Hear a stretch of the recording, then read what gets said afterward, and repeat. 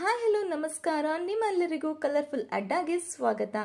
ನಮ್ಮ super star season 3 ಕಾರ್ಯಕ್ರಮದ winner ಬಗ್ಗೆ ಸಂಪೂರ್ಣವಾಗಿ ಈ ವಿಡಿಯೋದಲ್ಲಿ ತಿಳಿಯೋಣ.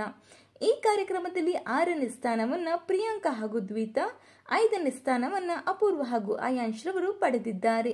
ಸೌಂದರ್ಯ ಹಾಗೂ ಧವನ್ ರವರು 4ನೇ ಸ್ಥಾನ ಪಡೆಯುವುದರ ಜೊತೆಗೆ 1 ಲಕ್ಷ ರೂಪಾಯಿ ಪಡೆದುಕೊಂಡಿದ್ದಾರೆ. ಇನ್ನು 3ನೇ ಸ್ಥಾನ ಪಡೆದ ಶಿಲ್ಪಾ ಹಾಗೂ ವಿಯಾನ್ ಜೋಡಿ 1 ಲಕ್ಷ ರೂಪಾಯಿ ಗೆದ್ದಿದ್ದಾರೆ.